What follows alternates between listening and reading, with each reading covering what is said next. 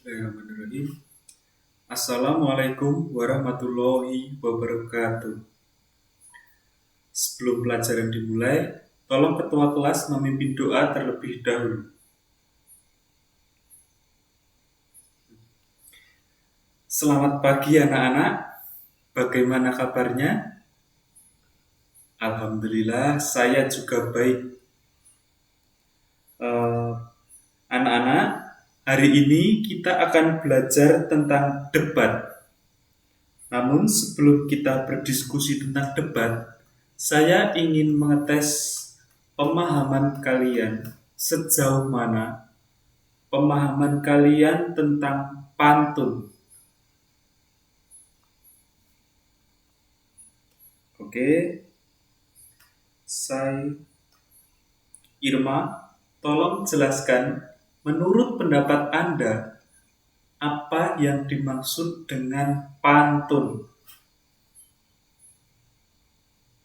Ya, terima kasih Irma. Selanjutnya, Devan. Coba Anda sebutkan jenis-jenis pantun. Oke. Sebutkan ciri-ciri pantun. Ayo, siapa yang bisa? Bisa tunjuk jari. Oke, Kartika. Ya, bisa diterima? Baik. Kita lanjutkan. Kita akan masuk ke materi, yaitu materi kita hari ini, yaitu tentang debat. Ada yang tahu apa itu debat? Bisa tolong dituliskan ke depan jika ada yang tahu. Ya, saya jelaskan sedikit tentang debat. Debat adalah proses saling bertukar pendapat untuk membahas suatu masalah. Dengan masing-masing pihak yang berdebat memberi alasan, bila perlu ditambah informasi, bukti, dan data untuk memperkuat pendapat masing-masing. Lalu ada juga struktur teks debat. Struktur teks debat yang pertama adalah pengenalan. Pada pengenalan, moderator menyampaikan salam pembuka dan memperkenalkan tim yang akan berdebat. Yang kedua, penyampaian argumentasi. Penyampaian argumentasi disampaikan oleh tim afirmasi, tim oposisi, dan tim netral. Yang ketiga, debat. Pada struktur ini, tim afirmasi dan tim oposisi saling memberikan sanggahan, lalu ditengahi oleh tim netral. Yang keempat adalah simpulan. Pada struktur ini, tim afirmasi, tim oposisi, dan tim netral menyampaikan simpulan terkait mosi, pendapat, dan sanggahan dari tim lain. Struktur yang kelima yaitu penutup. Pada struktur ini, moderator memberikan simpulan secara keseluruhan tanpa pihak, kemudian menutup kegiatan debat dengan salam. Yang selanjutnya adalah kaidah kebahasaan teks debat. Yang pertama, menggunakan kalimat kompleks. Pada teks debat, biasanya menggunakan kalimat yang mempunyai lebih dari satu struktur dan lebih dari satu kata kerja atau yang disebut kalimat kompleks. Yang kedua, menggunakan konjungsi. Pada teks debat sering memanfaatkan konjungsi untuk menghubungkan kata-kata atau kalimat. Yang ketiga, menggunakan kata rujukan. pada teks debat biasanya menggunakan kata rujukan sebagai pemberi informasi seperti ini, itu, dia, beliau, di sini, di sana, dan sebagainya, masih banyak lagi. Sampai sini ada pertanyaan? Oke. Jika tidak ada pertanyaan, tugas kalian sekarang adalah membuka gawe kalian masing-masing. Tugas yang harus dikerjakan adalah mencari informasi, menggali informasi tentang apa itu debat. Jika ada yang kurang jelas, bisa ditanyakan ke saya. Bisa dipahami? Oke, bisa dimulai.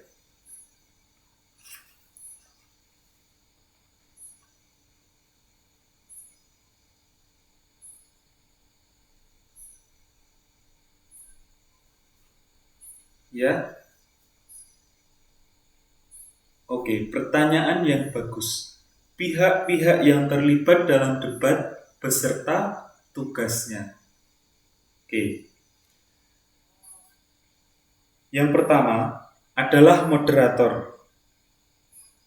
Tugas moderator adalah membuka diskusi, salam, perkenalan, menyampaikan aturan, menyampaikan latar belakang debat, mempersilahkan penyaji, mengatur jalannya diskusi, membaca simpulan diskusi, dan juga menutup diskusi.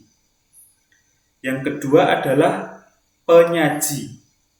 Penyaji ini bertugas untuk menyusun makalah berdasarkan referensi yang mutakhir, menyajikan materi secara jelas dan meyakinkan, lalu menanggapi dan menerima pertanyaan, saran, kritik secara objektif.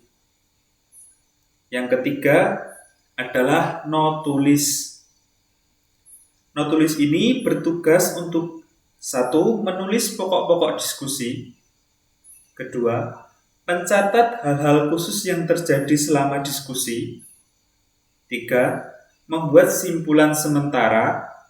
Yang keempat adalah membuat laporan lengkap hasil diskusi. Yang keempat adalah peserta. Di sini peserta bertugas untuk aktif menyumbangkan buah pikirannya, berani berbicara secara terbuka, berbicara dengan sopan, jelas, dan tidak berbelit-belit, dan yang tidak kalah penting adalah bisa menghargai orang lain. Bisa diterima? Oke. Mungkin ada yang ditanyakan lagi?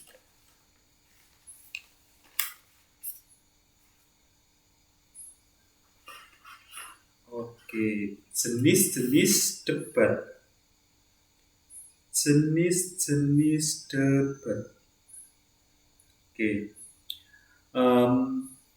Menurut Tarigan, jenis-jenis debat ada 3. Yang pertama itu debat majelis atau debat parlemen. Kedua, debat pemeriksaan ulang. Dan yang ketiga, debat formal, konvensional, atau debat pendidikan. Oke, kita bahas satu persatu.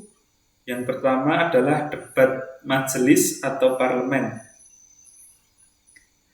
Tujuan dari debat ini adalah untuk memberikan atau meningkatkan dukungan untuk undang-undang tertentu. Dan setiap anggota yang ingin mengungkapkan pandangan atau pendapatnya dapat mengambil langkah atau menentang proposal setelah mendapatkan persetujuan dari majelis. Oke. Yang kedua adalah debat pemeriksaan ulangan.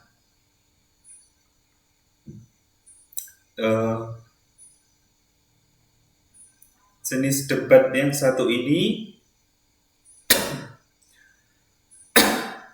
mungkin bertujuan untuk mengajukan sejumlah pertanyaan yang saling terkait.